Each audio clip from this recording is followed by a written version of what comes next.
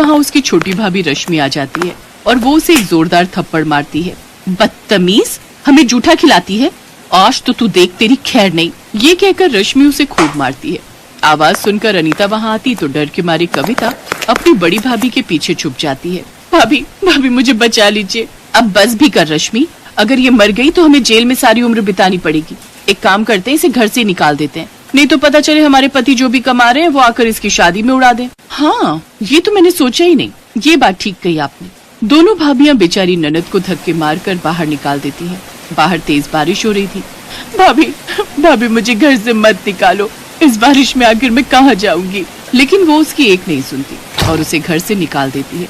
कविता बारिश में बचते हुए एक पेड़ के नीचे खड़ी हो जाती है और सारी रात उसी पेड़ के नीचे बैठकर रोती रहती है।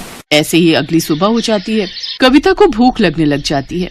बहुत भूख लगी है, ये सोचकर कविता कुछ खाने के लिए ढूंढते हुए सड़क की ओर आती है।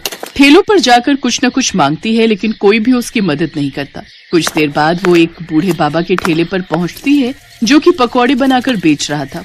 वो उसके सामने रोते हुए कहती है, बाबा बाबा मैं कल से भूखी हूँ, मुझे बहुत भूख लगी है, मुझे ये थोड़े से पकौड़े दे दो, लेकिन मेरे पास पैसे नहीं है। उस बूढ़े व्यक्ति को कविता पर तरस आ जाता है और वो कुछ प्याज के पकौड़े चटनी के साथ उसे खाने को दे देता है।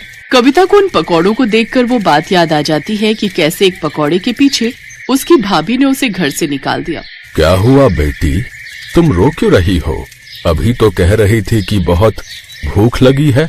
कविता रोते हुए उसे सारी बात बताती है। बेटी, तुम जवान लड़की अकेले कहाँ भटकोगी सड़कों पर?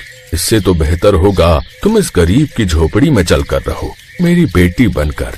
ऐसे कुछ दिन बीत जाते हैं। अब कविता उस बूढ़े बाबा के घर पर रहकर उसके खाने का ध्यान रखती, लेकिन एक रोज बूढ़े बाबा की तबीयत खराब रहने लगी, इसलिए अब उनकी जगह कविता उनके पकौड़ों का ठेला संभालने लगी। अब कविता उस ठेले पर प्याज के साथ मिर्च, आलू, पालक और गोभी के पकौड़े भी बनाकर बेचने लगी, जिससे उसके ठेले पर ग्राहकों की भीड़ काफी बढ़ गई। गर्मा गर्म पकौड़े खाने के लिए अब उसके पास लोगों की लाइन लगना शुरू हो जाती है।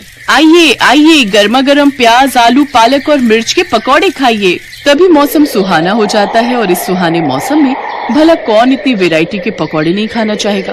अरे ओ पकौड़े वाली, बनाना तो 20 रुपए के प्याज के पकौड़े। हाँ, और मेरे लिए मिर्च के पकौड़े हैं। इस तरह उसके पास ग्राहकों की भीड़ लगना शुरू हो जाती है और जो भी उसके पकौड़े एक बार खाता वो बार बार जरूर खाता। भगवान की दया से मेरे बनाए हुए पकौड़े सब ग्राहकों को बहुत पसंद आ रहे हैं। अगर मेरा ये काम ऐसे ही चलता रहा तो बहुत जल्द मैं एक नया पक्का घर बनवा लूंगी। ये सब सोचकर कविता बहुत खुश थी। अगले दिन वो फिर अपना ठेला वहाँ लगाती है, लेकिन एक रोज तेज तूफान के आने के कारण उसके ठेले की छत उड़ जाती है और बारिश के कारण उसके सारे पकौड़े उसमें खराब हो जाते हैं। सब खत्म हो गया, इस बारिश ने सब खराब कर दिया। इस बारिश ने एक तरफ जहाँ कविता को रोजी रोटी कमाने से भी वंचित कर दिया था, तो वहीं दूसरी ओर उसकी दोनों भाभियां आराम से अपने लिए पिज्जा और पॉपकॉर्न ऑर्डर करके मजे से इस बारिश का लुत्फ उठा रही थी। वाह वाह, क्या स्वाद है इस पिज्जा का, और इस पॉपकॉर्न के तो क्या ही कहने। उधर रोती हुई कविता अपनी झोपड़ी में आती है, जहाँ सारी झोपड़ी में पानी आ गया होता है। अब पूरे घर में तो बारिश का पानी भर गया है। बाबा, मैं अभी ये सारा पानी उठाकर बाहर फेंक देती हूँ। कविता अपनी बदकिस्मती पर रोते हुए उस पानी को उठाकर बाहर की ओर फेंकने लगती है। कुछ देर बाद वो उस बूढ़े बाबा की ओर देखती है। नहीं, मैं इतनी जल्दी हार नहीं मान सकती।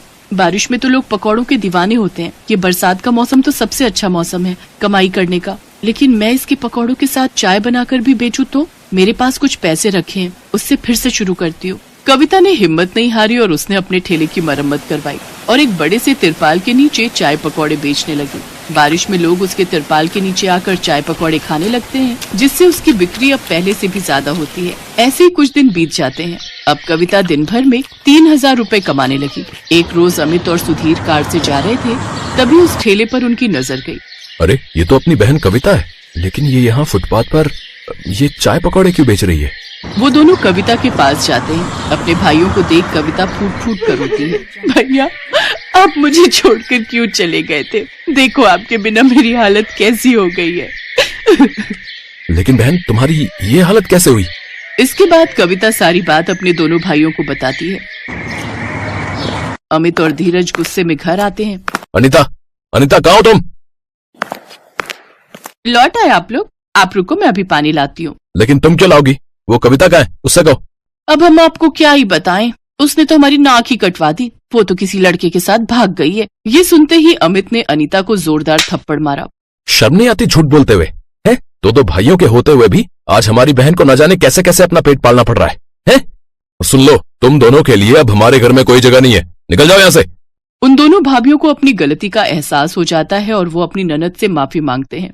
इसके बाद कविता अपनी दोनों भाभियों को माफ कर देती है, जिसके बाद वो उस बूढ़े काका को भी अपने घर ले आती है। अब वो अपने पकौड़े के बिजनेस को और भी आगे बढ़ाती है। एक बड़ा सा रेस्टोरेंट खोलकर उसमें पकौड़े बेचकर खूब कमाई करती है।